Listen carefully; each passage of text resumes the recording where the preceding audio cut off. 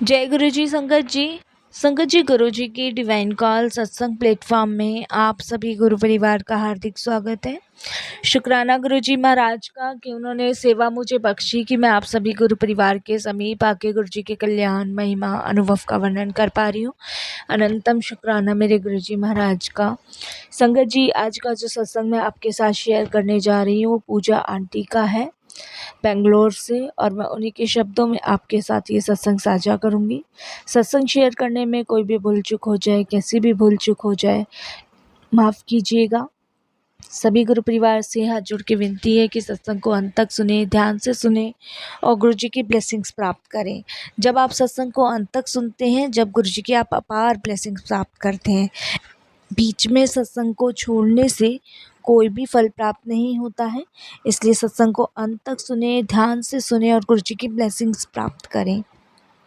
अगर कोई भी संगत अपना सत्संग हम लोगों के साथ साझा करना चाहती है तो वो साफ राइटिंग में अपना सत्संग लिखकर हमारी जीमेल आईडी पर सेंड कर सकती है, ताकि आपके द्वारा सुनाए गए सत्संग से जो गुरु जी की नई जुड़ने वाली संगत है, उन्हें गुरु जी के कल्याण महिमा अनुभव के बारे में ज़्यादा से ज़्यादा पता चले। संगत जी, सत्संग अगर आपको पसंद आए तो लाइक करें, सब्सक्राइब करें, ज़्यादा से ज़्यादा संगत में शेयर करें, बेल आइकन दबाना बिल्कुल भी ना भूलें। जब भी कोई लेटेस्ट सत्संग आए उसका नोटिफिकेशन सबसे पहले आपके पास आए। तो चलिए संगत जी, चलते हैं सत्संग की ओर।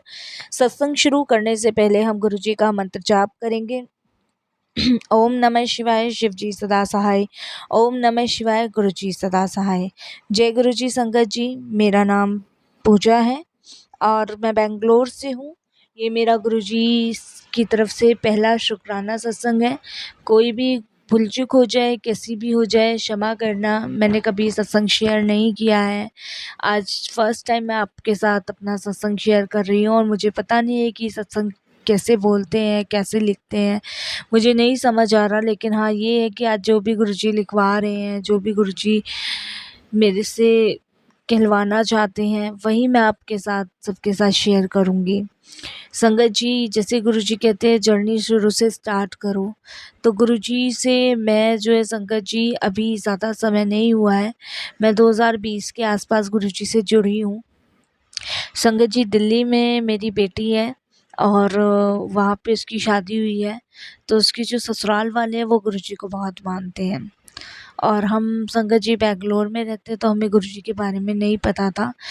जैसे कि सभी लोग जो हैं भगवान, देवी देवता और ये सब, हनुमान जी, राधा कृष्ण, इनकी पूजा करते हैं, तो ऐसे ही हम भी अपने घर में जो हमारे भोले बाबा थे, हनुमान जी थे, इनकी पूजा करते थे। लेकिन गुरुजी के बारे में हमने अभी तक नहीं सुना था। जब बेटी की शादी हुई तब वो हमसे जिक्र करती थी हमेशा गुरुजी के बारे में। कभी फ़ोन पे बात हो गई तब उसे जिक्र करना होता था गुरुजी के बारे में, या फिर कभी जैसे हमारे यहाँ रहने आई तब उसने गुरुजी के बारे में बताना है। तो बहुत सारी चीज़ें वो गुरुजी के बारे में हमें बताती थी। तो मैं हमेशा उसको कहती थी, अच्छा अगर वो लोग गुरुजी को, तेरे ससुराल वाले इतना ही मानते हैं, तो अपने गुरुजी से तू अरदास करके कह कि मेरे पापा का कैंसर ठीक हो जाए, क्योंकि मेरे हस्बैंड को कैंसर था और उसकी वजह से संगत जी परेशानी कुछ ज़्यादा थी। और इसी कारण हमने अपनी बेटी की शादी भी जल्दी की कर दी थी कि कल को अगर मेरे अंकल को कुछ हो गया तो मैं कहाँ जाऊँगी, क्योंकि मेरे पास सिंगल एक बेटी है और कोई नहीं है। और तो यही सबसे बड़ा रीज़न था बेटी की जल्दी शादी करने में। हमने बेटी की शादी 22 या 23 साल की एज में ही कर दी थी संगत जी। तो वो मुझे हमेशा कहती थी, नहीं मम्मी, गुरुजी बहुत प्रैक्टिकल चीज़ें करते हैं और गुरुजी बहुत सारी बीमारियों को दूर कर देते हैं। और उसके बाद संगत जी उसने मुझे यूट्यूब पे, फेसबुक पे गुरुजी के दर्शन भी कराए, सत्संग भी सुनाया, पर मेरा कनेक्शन गुरुजी से नहीं बन रहा था।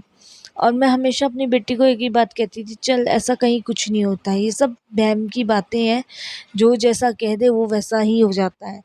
तो मैं अपनी बेटी को कहती हूँ कि तू शायद भूल गई, जब हम एक बाबा के यहाँ जाते थे और उन्होंने हमें कितना मतलब हमसे पैसा ठगा और कितनी सारी क्रियाएं उन्होंने बताई। अभी तक पापा ठीक हुए, जबकि पापा का दिन पर दिन कैंसर बढ़ता ही जा रहा है और डॉक्टर्स भी कह रहे हैं कि और ज़्यादा बढ़ गया तो लास्ट स्टेज तक भी पहुंच सकता है। पर मेरी बेटी संगत जी बार-बार मुझे यही फ़ोर्स करती रही कि नहीं मम्मी, ये सही में गुरुजी जो हैं सब कुछ सही कर देते हैं, सब चीज़ें नॉर्मल कर देते हैं। आप एक बार मेरे साथ पापा को लेके चलो तो सही। लेकिन संगत जी मैंने उसको क्लियर मना कर दिया कि नहीं बेटा, मैं कहीं नहीं जाऊँगी, मुझे बस भगवान पे भरोसा है, अब तो कहीं नहीं जाना, मैं बहुत थक चुकी इधर लेके, उधर लेके। क्योंकि संगत जी आप समझ सकते हैं, मैं सुबह से हॉस्पिटल जाती थी अपने हस्बैंड को लेके, शाम तक मुझे कुछ नहीं पता होता था कि मेरे घर में क्या हो रहा है, कैसा हो रहा है, कुछ नहीं पता होता था। अपने हस्बैंड के चक्कर में मैं इतनी पागल थी कि मतलब यहाँ लेके भाग, उधर लेके भाग। हालाँकि मैं संगत जी मैं थक गई जब डॉक्टरों ने मुझे ये कह दिया कि अब इनका कैंसर ज़्यादा ही फैलता जा रहा है, क्योंकि वो दवाइयों से कंट्रोल था जितना था, और दवाइयाँ भी इतनी महँगी-महँगी थी कि संगत जी आधी से ज़्यादा सेविंग मेरी डॉक्टरों के पास जाके लग चुकी थी। फिर संगत जी मेरी बेटी ने मुझे फिर 1-2 बार फ़ोर्स किया। मैंने हमेशा ही मना किया कि मैं कहीं नहीं जाऊँगी, किसी के पास नहीं जाऊँगी, मेरे को जाना नहीं है। फिर संगत जी एक दिन मेरे अंकल बोलते हैं कि जब प्रीति इतना फ़ोर्स कर ही रही है तो एक बार देख लेते हैं, जाने में तो कोई बुराई नहीं है। तो मैंने अपने अंकल को कहा कि आप जाओगे कैसे? एक बात बताओ मुझे। अब इतनी से इतनी दूर का सफ़र तय आप कर लोगे? तो मेरे अंकल कहते हैं कि कोई बात नहीं। बस मेरे अंकल सिंपल से एक शब्द बोलते हैं, जब गुरुजी का अगर बुलावा है तो वही रास्ता भी तय करवाएँगे। जबकि संगत जी मेरे अंकल इतना दूर की ट्रैवलिंग नहीं कर पाते, क्योंकि उन्हें रास्ते में उल्टियाँ वग़ैरह और सर चकराना, और आप जानते हो कैंसर के मरीज़ को वीकनेस कितनी होती है, ऐसी उनकी प्रॉब्लम साथ में थी। तो फिर भी अंकल ने यही कहा कि गुरुजी अगर बुलाएँगे तो रास्ता मैं खींच लूँगा, अगर उनका बुलावा नहीं होगा तो मैं नहीं चल पाऊँगा। तो संगत जी मैंने कहा चलो ठीक है, जब आप भी कह रहे हो, बेटी भी कह रही है, तो ठीक है चल के देख लेते हैं। संगत जी मैं, मेरे अंकल और मेरी बेटी, हम तीनों के तीनों उसके ससुराल गए। और संगत जी उसने पहले ही अपने ससुराल में फ़ोन करके कह दिया था कि मम्मी पापा भी साथ आ रहे हैं। फिर संगत जी उनके ससुराल, जब बेटी के सब ससुराल हम पहुँचे, तो संगत जी मेरे अंकल को मैंने नोटिस किया कि पूरे रास्ते उनको कोई थकावट नहीं, कोई उल्टी नहीं, कोई चक्कर नहीं। क्योंकि संगत जी हम प्लेन से आए थे और प्लेन में भी उनको कोई प्रॉब्लम नहीं हुई, बैंगलोर से दिल्ली एयरपोर्ट तक। और वहाँ से मेरी बेटी के हस्बैंड ने और उनके छोटे देवर ने हमें रिसीव किया। उसके बाद हम घर गए। जब मैं अपनी बेटी के घर गई, क्योंकि संगत जी जब बेटी की शादी हुई थी तो हमारा जो भी हुआ था बाहर रिज़ॉर्ट में हुआ था। तो बेटी का ससुराल जाने का कभी मौका नहीं मिला, क्योंकि बेटी की लव मैरिज थी। और तो कभी ससुराल जाने का उसका मेरा मौका नहीं मिला। मेरे अंकल तो फिर भी रिश्ता जब पकड़ने करने गए थे तब गए थे, क्योंकि सब कुछ बैंगलोर में ही हुआ था। उसके बाद संगत जी जब मैं बेटी के ससुराल गई तो मैं जैसे ही मैंने एंटर किया, और संगत जी मैं क्या देखती हूँ कि चारों तरफ गुरुजी के स्वरूप लग रहे हैं, बहुत बड़े-बड़े गुरुजी के स्वरूप लग रहे हैं बेटी के ससुराल में। और मतलब अंदर घुसते ही संगत जी मेरे में ऐसी शक्ति, ऐसी ऊर्जा सी आई कि मैं एक पल भूल गई कि मैं कहाँ आ रही हूँ। मुझे ऐसा लग रहा था कि मैं बेटी के ससुराल नहीं आई, गुरुजी के दरबार आई हूँ। और जैसे ही मैं अंदर घुसी, और संगत जी बस मेरे, मैं आपको बता नहीं सकती, मुझे इतनी ऊर्जा महसूस हो रही, इतनी पॉजिटिविटी महसूस हो रही, जैसे पता नहीं क्या मेरे अंदर से जो आलस, परेशानी, दुःख थी वो निकल गई हो।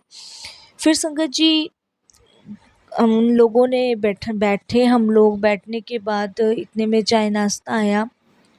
चाय नाश्ता आने के बाद संगत जी मेरी अंदर सिर्फ ये था कि मैं गुरुजी के बारे में उनसे पूछूं, क्योंकि चारों तरफ जिस रूम में हम बैठे थे, मतलब हॉल था, एंटर करते के साथ वहाँ गुरुजी के स्वरूप लग रहे थे। तो मेरी जो अ, बेटी है उसकी मदर इन लॉ नहीं है, फादर इन लॉ ही है सिर्फ। तो मैंने उनसे पूछा, मैंने कहा भाई साहब ये बेटी गुरुजी के बारे में बता रही थी। तो वो कहते हैं हाँ जी बहन जी, ये गुरुजी हैं हमारे, और इनसे तो मुझे काफ़ी समय से मैं जुड़ा हुआ हूँ, काफ़ी समय से इनकी कृपा बनी हुई है हम पे। और मैंने ही इनको कहा था, मतलब अपनी बहू को कहते हैं, मैंने ही प्रीति को कहा था कि अपनी मम्मी को भी कहो कि अपने पापा को एक बार गुरुजी के दर्शन करवाएँ, गुरुजी का लंगर प्रसाद कराएँ और देखना सब ठीक हो जाएगा। तो मैंने कहा हाँ, ये मुझे बहुत फ़ोर्स करती थी पर मेरा कनेक्शन नहीं हो रहा था, इसलिए मैं नहीं आ पा रही थी। तो वो कहते हैं देखिए, जब तक गुरुजी का बुलावा नहीं आता तब तक उनके पास कोई आ नहीं सकता, लेकिन आज आपका बुलावा था गुरुजी की तरफ से और आप और भाई साहब इतनी दूर से सफ़र तय करके आए हो। तो मैं उनसे पूछती हूँ कि इसमें गुरुजी के में करना क्या होगा? कोई पूजा पाठ वग़ैरह? तो वो कहते हैं कुछ नहीं करना बहन जी, सिर्फ़ समर्पण करना है। वो बताते हैं कि मेरे जो पिताजी थे वो गुरुजी की फ़िज़िकल फ़ॉर्म के टाइम से ही संगत थे और जब से ही हम गुरुजी को मानते आ रहे हैं। और क्योंकि संगत जी जो मेरी बेटी के ससुराल वाले थे वो अरोड़ा थे और संगत जी हम वेस्ट बंगाली थे। तो इसीलिए हमारे यहाँ काली माता की ज़्यादा मान्यता थी और बाकी भोले बाबा को हम बहुत मानते थे, हनुमान जी को बहुत मानते थे। तो मेरे को भी लगा शायद इनकी कोई पूजा पाठ होती होगी या करवानी होती होगी। तो वो कहते हैं कि नहीं बहन जी, आप चिंता मत करो, गुरुजी ने जब आपको जोड़ा है ना तो वो आपको सब मार्गदर्शन करा देंगे, क्योंकि गुरुजी से 1 टू 1 कनेक्शन बनाना होता है। और फिर उसके बाद वो मुझे कहते हैं कि भाई साहब और बहन जी, मैं आज आपको एक चीज़ दिखाता हूँ और वो चीज़ आप देख के ना अचंभित रह जाओगे। मैं अपने हस्बैंड से कहती हूँ कि पता नहीं अब भाई साहब क्या चीज़ दिखाने वाले हैं, मैं तो इस अंधविश्वास पे मुझे भरोसा नहीं हो रहा है, आपको हो रहा है? तो मेरे हस्बैंड कहते हैं कि भाई देख, मैं बेंगलोर से यहाँ तक का सफ़र तय करे आया और मुझे कोई दिक्कत नहीं हुई, कुछ ना कुछ तो बात है। इतने में संगत जी वो गुरुजी का एक छोटा-सा स्वरूप लाते हैं, पॉकेट स्वरूप लाते हैं जिसपे गुरुजी के साइन हुए पड़े होते हैं।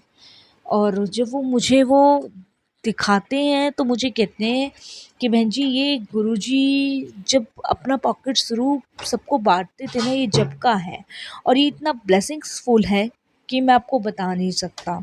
ये हमेशा मेरे दिल के करीब रहता है।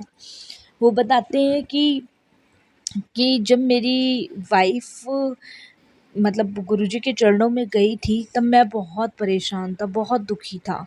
तब गुरुजी ने टेलीपैथी के ज़रिए बताए थे कि अगर मैं उसको ना ले जाता तो न जाने वो कितनों को अपने साथ लेके जाती, क्योंकि उसके कर्म उसके बच्चों को भी भोगने पड़ सकते थे। तब वो बहुत सारे सत्संग और बहुत सारे अनुभव मतलब अपने सुनाते हैं। तब शंकर जी मैं भाई साहब से कहती हूँ कि बस ये है भाई साहब कि इनको सही कर दे गुरुजी, मुझे और कुछ नहीं चाहिए। बाकी भगवान की दया से सब कुछ है, बस ये सही हो जाए। बेटी भी अपने घर आ गई है और बस इनको सही कर दे, क्योंकि इनकी ये हालत मुझसे नहीं देखी जाती। फिर संगत जी भाई साहब कहते कि आप चिंता मत करो, हम गुरुजी के बड़े मंदिर लेके जाएँगे। फिर संगत जी उससे अगले दिन तो हम नहीं जा पाते, क्योंकि अंकल जब आए थे तो थोड़ा-सा थक गए थे। फिर संगत जी हम लोग मंडे के दिन गुरुजी के बड़े मंदिर जाते हैं। बड़े मंदिर जाते हैं और संगत जी बड़े मंदिर जाके वहाँ पे गुरुजी के दर्शन करते हैं, लंगर कराते हैं। और जबकि संगत जी लंगर मेरे अंकल मुश्किल से पूरे दिन में 1 या डेढ़ चपाती खाते हैं, इससे ज़्यादा नहीं खाते हैं, क्योंकि बाकी उनको जैसे भूख वगैरह की क्षमता कम हो जाती है तो वो सिर्फ़ 1 या डेढ़ चपाती खाते हैं, इससे ज़्यादा नहीं खाते। लेकिन संगत जी गुरुजी का उन्होंने लंगर पूरा खाया और इतना मिर्च का था कि मैं आपको बता नहीं सकती। जबकि उनको बहुत लाइटली खाना मैं हमेशा उनकी डाइट के हिसाब से देती हूँ, जो डॉक्टर्स ने हमें बोल रखा है।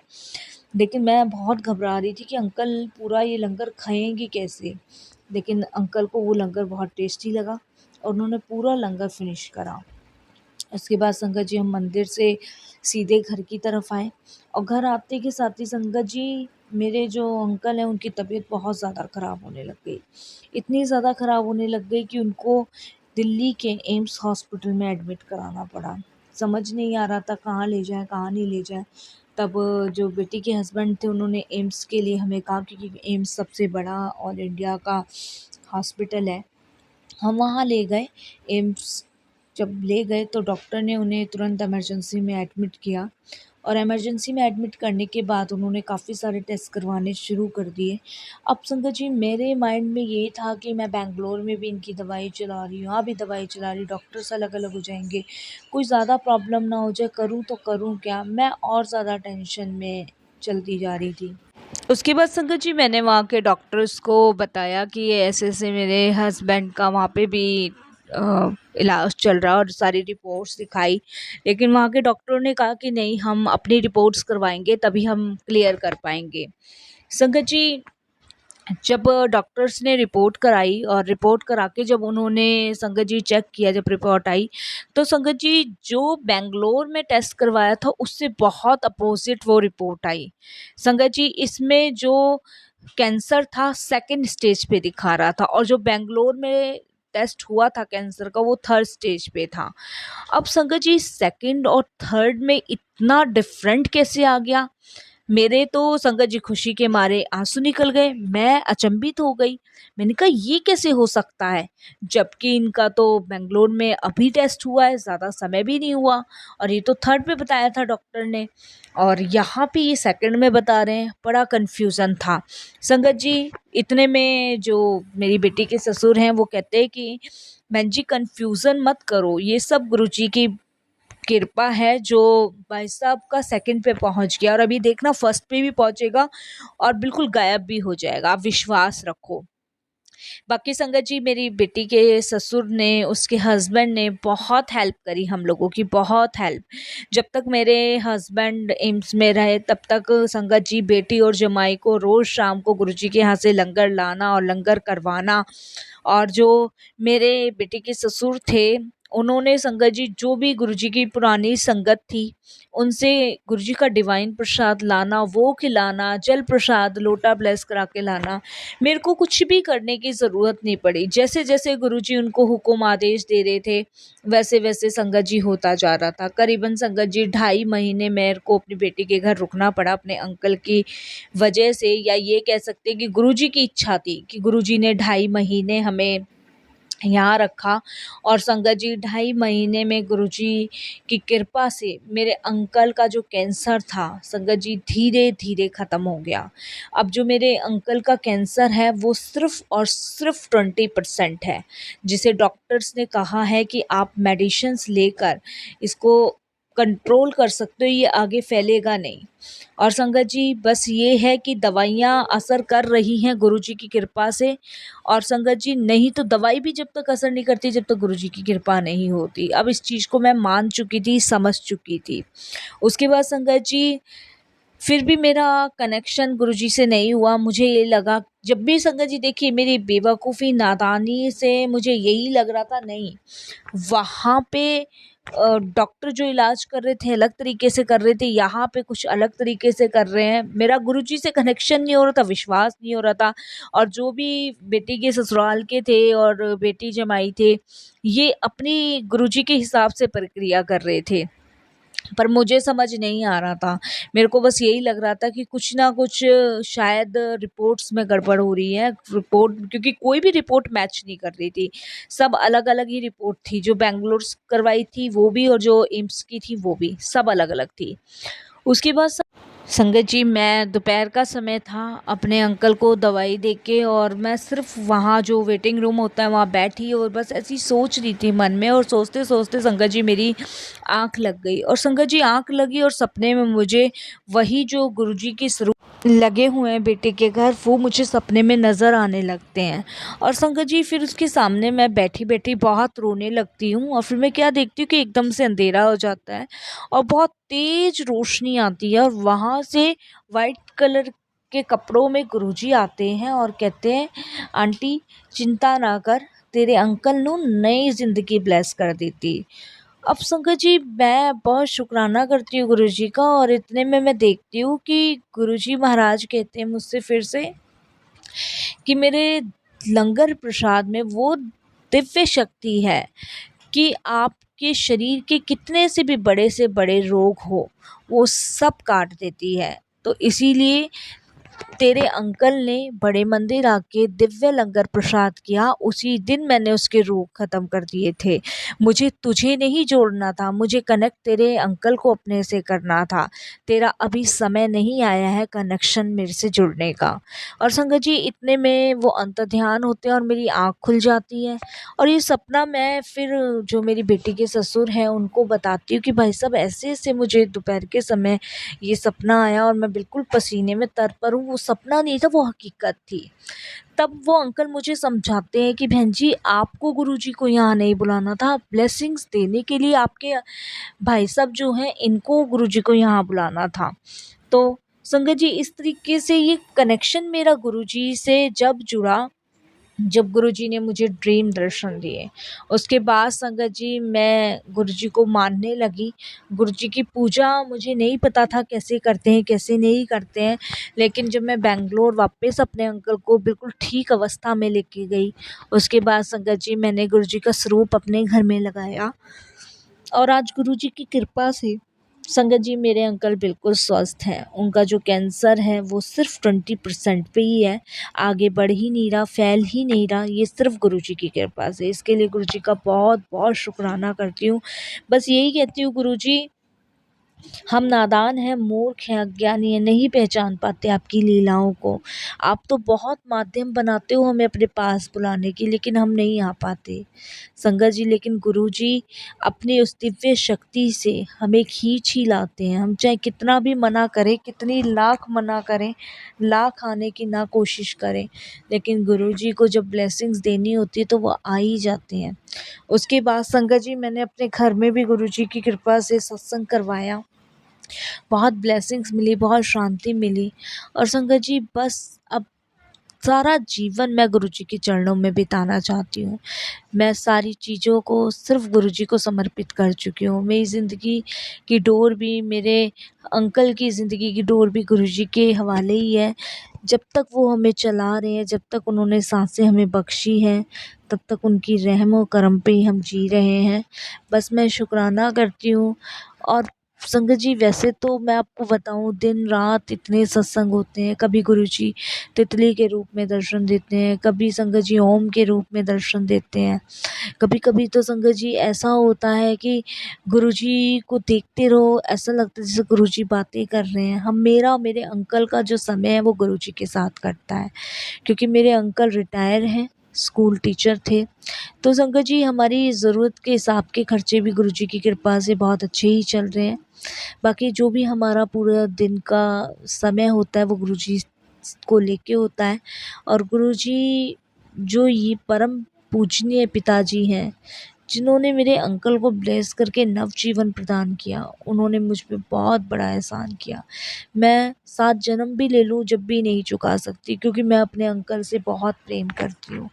और संगत जी मैं अपनी बेटी से भी बहुत प्यार करती हूँ, लेकिन उससे भी कहीं ज़्यादा मैं अपने अंकल से बहुत प्रेम करती हूँ। मैं यही टेंशन में रहती थी कि अगर इन्हें कुछ हो गया तो मेरा जीवन क्या होगा? मैं कैसे, किसके सहारे काटूँगी? किसके साथ वो 5 बजे आके चाय पीऊँगी? किसके साथ मैं अपनी सारी सुख-दुःख शेयर करूँगी? तो मैं संगत जी इन्हीं सब चीज़ों को लेके बहुत चिंतित रहती थी, बहुत टेंशन में रहती थी, जब से डॉक्टर्स ने मुझे बोला था कि लास्ट स्टेज है, घर पे ही सेवा करो जितनी कर सकते हो। तो ये चीज़ें मेरे लिए बहुत टफ़ थी, डिफ़िकल्ट थी, लेकिन सबसे महाराज की कृपा से मेरे को बाहर निकाला गया। और मेरे को नहीं पता था कि यहाँ पे भी गुरुजी को बहुत संगत मानती है, बहुत पूजती हैं। संगत जी हमारे बैंगलोर में ना एक सब्ज़ी नहीं मिलती है। संगत जी टिंडे वग़ैरह जो मतलब इंडिया में सब्ज़ी मिलती है, यहाँ पे वो सब्ज़ियाँ कम मिलती हैं।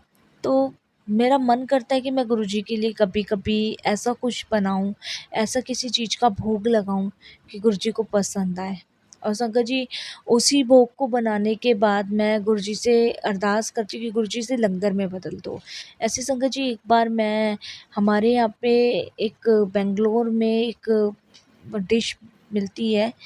ये संगत जी आपने सुना होगा, एक सीताफल की टाइप की होती है और बड़ी-बड़ी येलो कलर की होती है। तो वो मैंने गुरुजी के लिए बनाया था। और संगत जी जब मैं उसी का भोग गुरुजी के दरबार में लगाने गई, तो संगत जी आप मानोगे नहीं कि एकदम से मतलब कट की आवाज़ आई, और जब कट की आवाज़ आई तो मुझे लगा शायद ऐसी आई होगी। फिर संगत जी मैं काम में लग गई, फिर बहुत ज़ोर से कट की आवाज़ आई। और संगत जी जब मैं अंदर गई तो आप यकीन नहीं मानोगे मैं किन शब्दों में शुक्राना करूं, मुझे नहीं समझ आता। संगत जी ऐसा लगा जैसे गुरुजी महाराज ने उसमें से एक बाइट खाई है जो कि उन्हें बहुत पसंद आई है। और अगले 3 दिन तक गुरुजी ने मेरे दिमाग में वो थॉट डाले कि मैं 3 दिन संगत जी उसी को बनाती रही।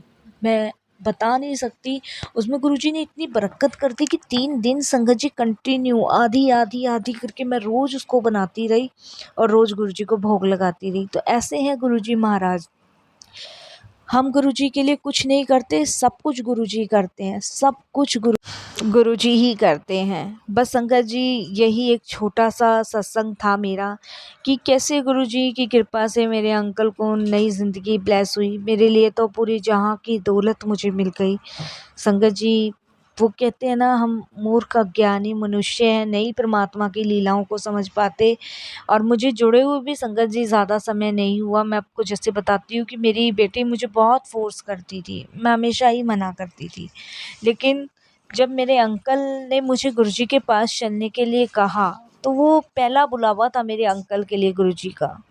और संगत जी बस मैं गुरुजी से फिर बस यही अरदास मांगती रही कि गुरुजी मुझे भी आप कनेक्ट करो अपने से, अपने आप से जोड़ो।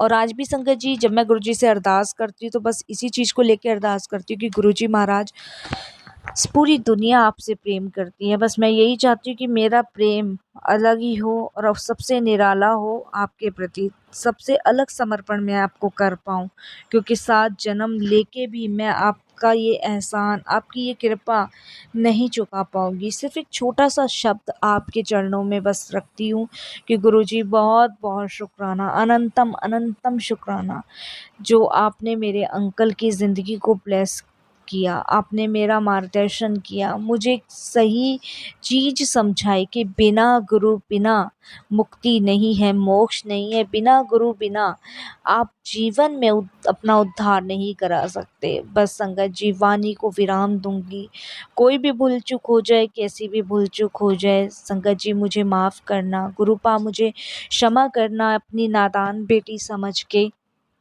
अपने सत्संग को गुरुजी के पवित्र मंत्र जाप के साथ मैं विराम देती हूँ।